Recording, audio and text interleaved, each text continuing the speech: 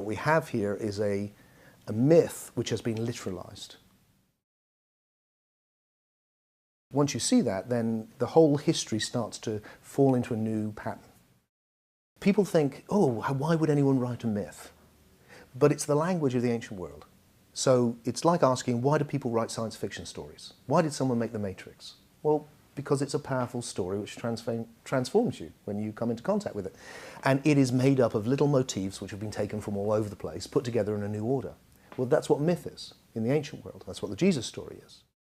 Once literalist Christianity had been adopted by the Roman Empire, it was forced almost by its own logic to turn on the ancient mysteries. Because once you've got this idea that one man has come and is literally the Son of God, and you must literally believe in that history to be saved, well, you're almost duty-bound to enforce it. And the tolerance, spiritual tolerance, which marked out the ancient world, ended.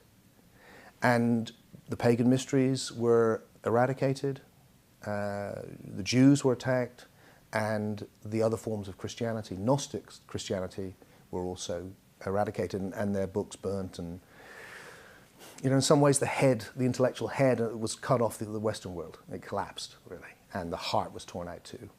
When literalist Christianity turned on the ancient traditions, what we're witnessing really is the collapse of the Western world and the entering into what we appropriately call the Dark Ages.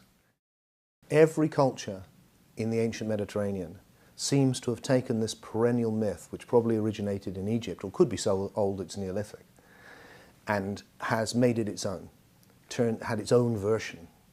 And what we see happening is that the story of Joshua or Jesus becomes merged with this pagan story of a pagan dying and resurrecting God-man. So we know, for instance, in Alexandria, which is the New York of the ancient world, it's full of 25% of the population is Jewish.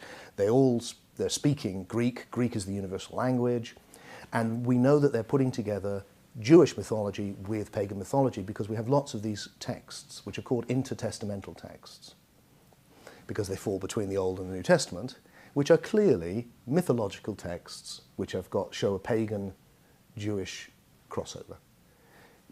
If you free yourself from your preconditioning and you pick up the gospel story, you can clearly see that this is another one. These pagan myths have been merged with the mysteries of Moses and Joshua, which told the story of going to the Promised Land, which was a Gnostic initiatory myth for the Jews, which is then being mixed with this pagan story. It's a quirk of history that we're not here discussing whether there was and wasn't a real Mithras, because very nearly Mithraism, which is a Persian cult, which is again a foreign cult to the Roman Empire, became the dominant cult across the whole of the ancient world under the Romans. They tried that. They tried they didn't go straight to Christianity. They tried numbers of things which didn't gel, didn't work. Each emperor would come across with their own thing. And this is partly how all of this began to, the traditional history fell to bits, was that after the Reformation, Protestant scholars were looking at the Catholic Church, which they just split from, and going, hang on, all of these rites and rituals and the Pope, and this is all pagan. And so it started with the Reformation, and you then had, for the first time, scholars actually examining the texts, free to do it, and examining the rituals. For them, they were looking for the real Jesus, and were peeling away what they thought were accretions to find the real man. All that's happened is that Peter, Gandhi, and I, and other scholars have carried on that tradition. I mean, Albert Schweitzer, he's a great example, and gone right down and gone, do you know what? You keep going and there's no one underneath this. Once I got over the shock of having, being part of the most famous man who ever lived didn't. Once you got your head around that, what I found was that there was this incredible depth of mystical wisdom available for me through the Western tradition, which I hadn't been able to see before. And that, the paradox is that if there is a man underneath it, then he is probably not the man that you think or I think. Because everyone's got a different Jesus, haven't they? You know, Jews have a Rabbi Jesus, Hindu think he's an avatar, a lot of people think he's a Buddha figure, especially Buddhists.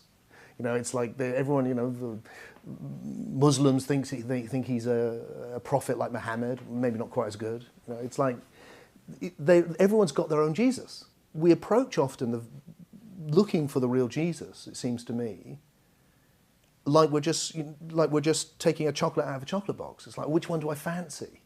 You know, oh, I'll have Jesus, the Son of God. Oh, you know, I can't swallow that. You know, let's have a nutty one. Jesus was a spaceman. You know, I'll have that. That's what we do. But what we need to do is actually look at the evidence. And when you look at the evidence, there really is no Jesus there. So for the Gnostics, they are carrying the real tradition. The literalists are an imitation church. They see it. One lovely line I love is a church full of bishops. It's like it's about authority. It's about people setting themselves up. It's not dissimilar to today. It's never, you know, it's always the same, isn't it? There's individuals who come into spirituality because they want to awaken themselves and each other to a state of oneness and love.